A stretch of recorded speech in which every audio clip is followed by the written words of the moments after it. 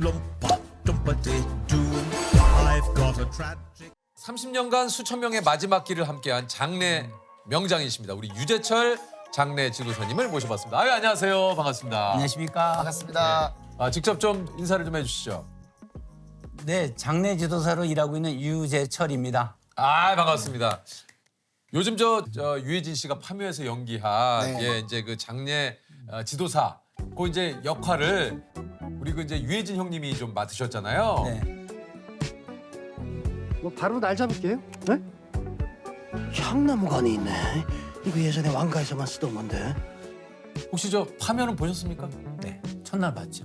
첫날 보셨어요? 네. 좀 보시고 나서 좀 어떠셨어요? 저희 아들, 딸하고 같이 봤는데 아들, 딸들이 실망해갖고 왜요? 아니 이제 그 네. 처음에 보셨죠? 예. 그 보면 왜 파묘에서 관뚜껑 열고 이제 귀중품이 나오잖아요. 네. 가족들이 이렇게 보려 그러니까 어. 어른이 나오신데 어디를 보냐고. 네. 어디 어르신 깨우는데 쳐다를 봐.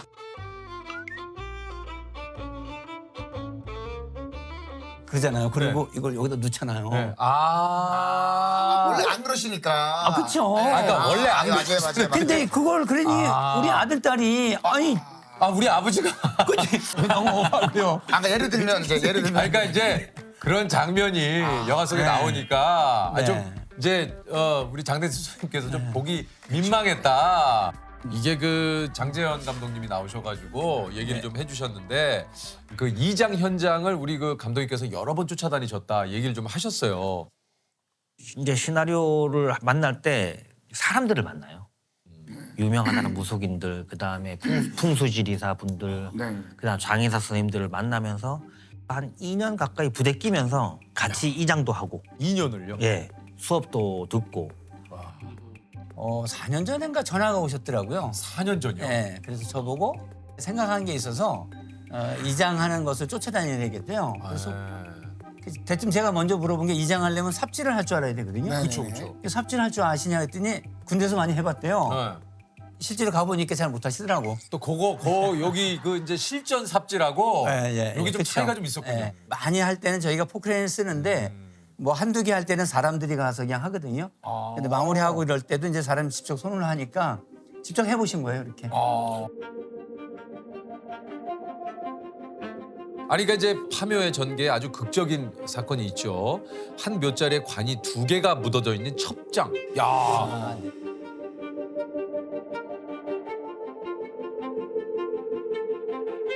저도 이거를 이번에 알았어요. 그러니까 말 그대로 이제 이게 첩이라는 게 이게 서로 겹쳐져 있다라는 뜻 아닙니까? 이제 어떤 재벌집에서 의뢰가 들어와서 저희가 이제 갔는데 보통 저희가 3m, 4m 정도를 이제 폭으로 파거든요. 근데 거기는 한 2m 정도가 된 것 같아요. 한 2m 정도를 파고 내려가서 이제 관뚜껑을 열고 거기는 유골을 다 모셔서 나왔어요.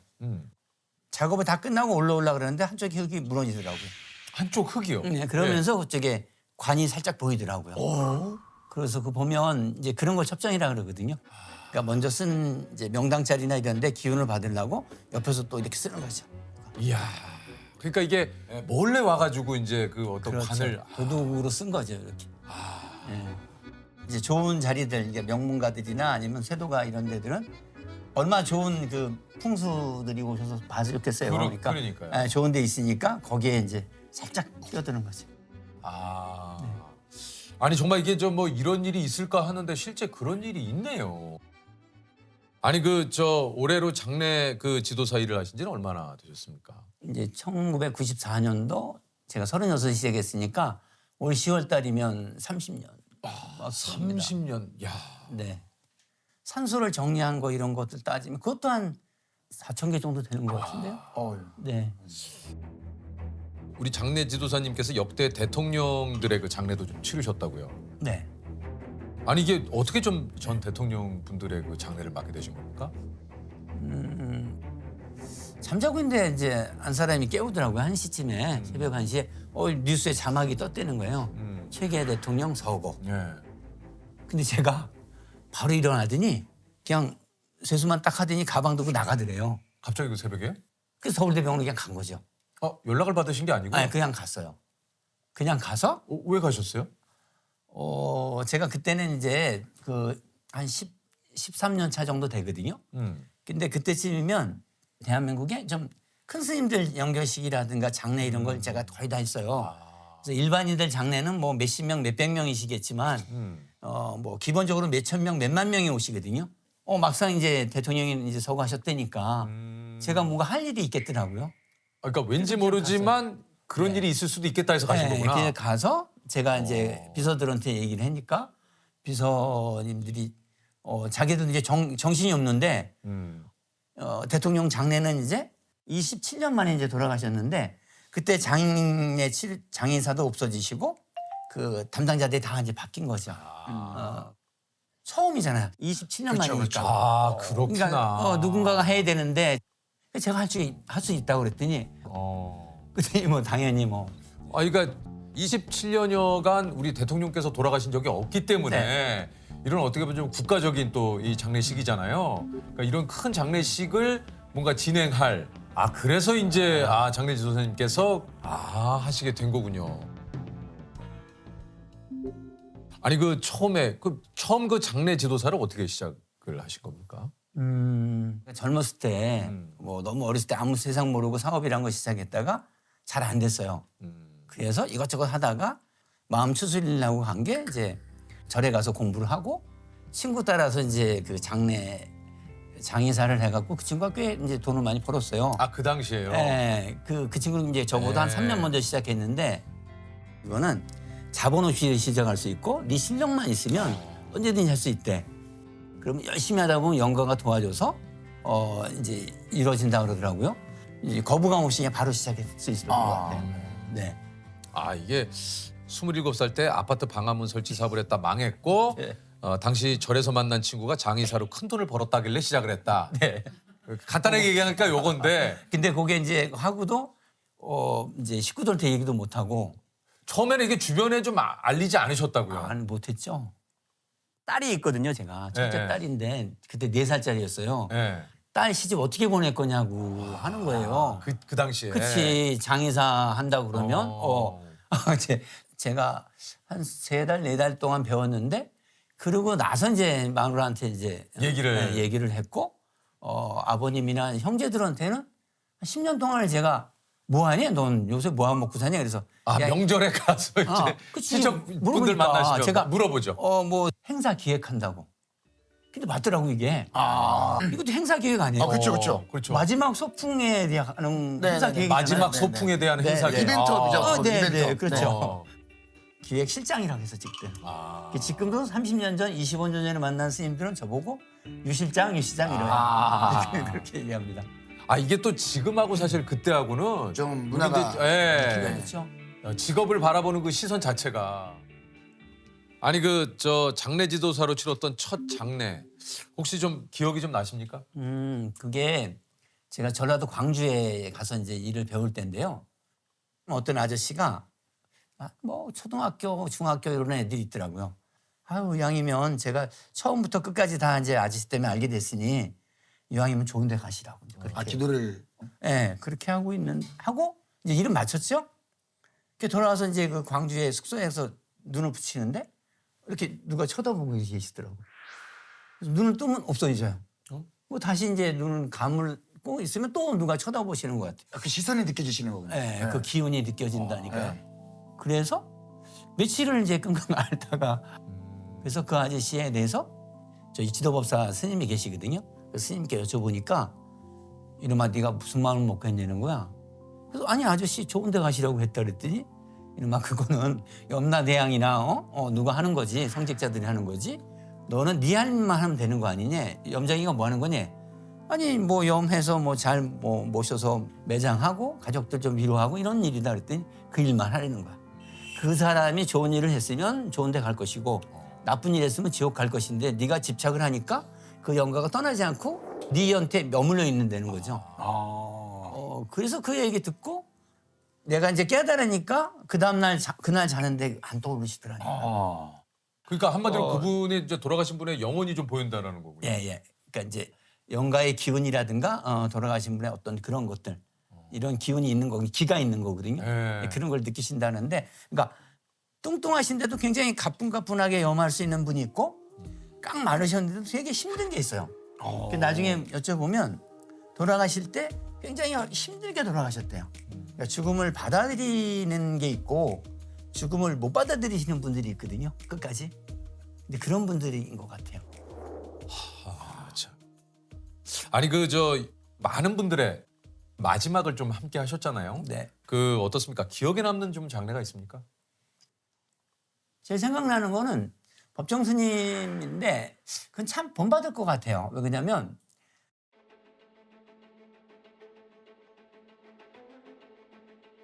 평상시에 본인은 40살 때부터 그 글에다가 그렇게 쓰셨어요.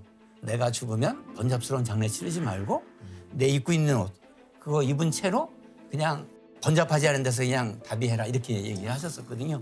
참. 주무시는 것 같았어요. 표정 자체가. 마지막에 본인 스스로도 표정 자체도 그렇게 하신 것 같아요.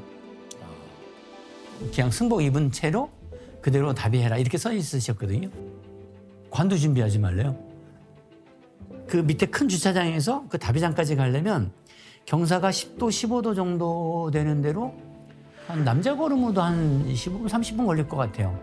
근데 행렬이 가면 이건 1시간이에요, 그냥. 근데 그것을 관 없이 어떻게 가?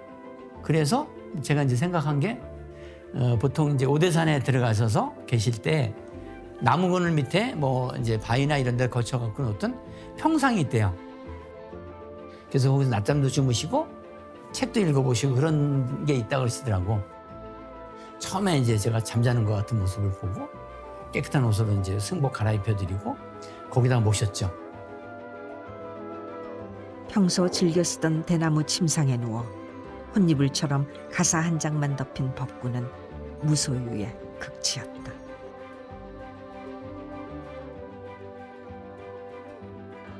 불 들어갑니다. 불 들어갑니다. 그냥 한마디로 어떤 분이 그러시더라고. 그냥 법정 스님 다 어때 장례가. 그 저는 그게 최고의 찬사잖아요, 저는. 그러니까 마지막 무언의 법문을 하시는 거죠. 법정 스님이 스스로 몸으로 펼치는 법문이 되잖아요. 그걸 통해서 나는 어떻게 죽을까, 나는 이제 생을 어떻게 살까 이런 걸 생각할 수 있는 거거든요. 그리고 이제 송혜 선생님은 그때 오셨던 이제 송혜 선생님. 네. 예. 두 분 제일 처음에 오셨잖아요. 네. 네, 그때 왔을 때. 그때 계셨던. 그때 안내할 때가 제가 안내한 거죠. 예. 네. 그러셨군요. 네. 뭐 나이 상관없이 막 어린애들도 오고 막 나이 드신 분도 오고 그렇게 많은 분들이 참여하는 건 처음 봤어요. 그러니까요. 네.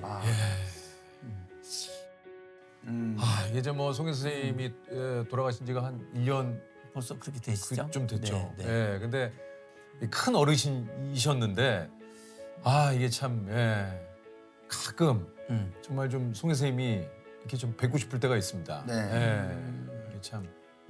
그렇게 송혜 선생님도 그렇게 편안하시더라고요. 편안하셔요. 표정이. 마지막에 제가 염할 때 이제 보잖아요. 이제 어른이 좀 계시다는 게 그러니까요. 네. 저도 이제 장례 후에 30년 동안 자꾸 한 분 한 분씩 떠나시는 게 너무 안타깝고 그래요.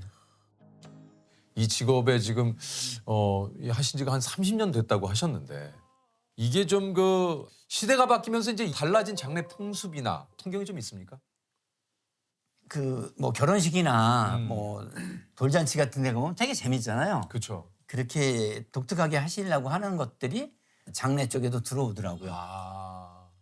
그리고 그 작년에 돌아가신 피아니스트 유이치 사카모토 씨가 본인 장례식장에 틀 플레이리스트를 남겼다고 이렇게 하더라고요. 네. 그 미국이나 일본은 굉장히 자연스럽게 문화들이 많이 녹아 있어요. 노래도 이제 선곡할 수가 있고 아니면 신앙송을 할 수도 있고 네, 그런 것들이 굉장히 많이 자연스럽게 녹아 있죠. 그리고 그렇군요. 고인이 어떻게 살았는지를 거기서 얘기를 해요. 그 자리에서 네, 제가 치른 이제 6분의 대통령이나 큰 스님들 장례뿐이 아니고 일반인들도 다 그렇게 하시는 문화예요. 고인께서 이제 어떻게 네. 사셨는지. 아니 그 좀 어떤 수천 명의 마지막 길을 배웅을 하시면서 좀 우리 장례 지도사님께서 좀 깨닫게 된 예. 뭐 그런 진리 같은 게 좀 있을까요? 뭐 진리 있죠. 누구나 죽는다는 거. 그렇죠. 근데 일반 사람들은 죽는다는 생각을 전혀 잘 안 하시더라고요. 근데 죽음을 이제 잘 관찰하고 이제 크게 큰일 하신 분이 많죠. 아까 말씀드린 이제 법정 스님 같은 경우 또 그럴 수 있고 미국에 보면 스티브 잡스 같은 경우도 늘상 아침에 나가면서 거울 보고 그랬대잖아요. 내가 오늘 일이 마지막이라면 네가 지금 할 것을 할 것인가 말 것인가. 그거 갖다가 17살 때부터 했대요. 야. 40여 년 그렇게 했으니까 보통 사람의 몇십 배, 몇백 배 일을 하고 가신 것 같아요. 그건 이제 보통 이제 죽음의 명상이라고 그러거든요. 우리가 아마 차분한 데 가서 명상하는 게 중요한 게 아니고 일상 생활 속에서 이제 명상을 할 수 있어야 되고 그런 다짐이 있어야 되는데 이제 그분은 그런 일을 하신 거죠. 보통 이제 장례식장 가면 상주분들 뵈면 네. 선뜻 인사를 드리기가 쉽지 않잖아요. 네. 이게 뭐 위로의 말씀도 드리기가 힘들고 네. 그러니까 예를 들면 뭐 얼마나 상심이 크시겠어요로 인사를 하는 게 맞는 건지 어떤 게 제일 좀 올바른 방법일지 좀 궁금합니다. 제일 좋은 거요? 네. 그냥 네. 그냥 눈빛으로 네, 맞아. 그리고 뭐 손을 벌리면 손 잡아주든지 뭐 이렇게 도닥여주든지 네, 네. 그게 제일 낫지. 제일 그 장례식장 와서 아버지가 어떻게 돌아가셨대. 그럼 그분 입장에서는 한 번, 두 번이 아니잖아요. 그거 반복하고 얼마나 힘들겠어요. 그리고 그때마다 감정이 치오를 텐데. 눈빛으로 아니면 그쵸? 뭐 이제 가벼운 예, 악수나 우리가 이제 말 안 하는데 그 무언에 이제 그 말을 할 수 있는 것이 있잖아요. 맞아요, 맞아요. 예. 아 그렇군요. 이 죽음은 어떻게 되는 걸까요? 우리는 늘상 어릴 때도 가끔 생각해 보면 어떠세요? 어떠실 것 같으세요? 글쎄 모르겠어요. 이게 또 그냥 우리가 그냥 뭐 영화나 이런 데서 보듯이 그냥 블랙아웃처럼 그냥 죽게 되면 그냥 딱 끝나는 건지 필름 끊기듯이 아니면 정말 우리가 또 가는 다른 세상이 있는 건지. 이제 여러 가지 뭐 철학적이나 아니면 여러 가지 말씀하시는 분들이 있는데 저는 이제 그 미래에 어떤 영가들이 모여 사는 공간을 이제 지금도 믿는 거고 전생 환생을 한다는 것도 지금 뭐 확신이 있으니까 이제 그런 생각에 의해서 지금 제가 지금 하는 것도 대충 하면 안 되겠구나 이런 생각이 있는 거예요.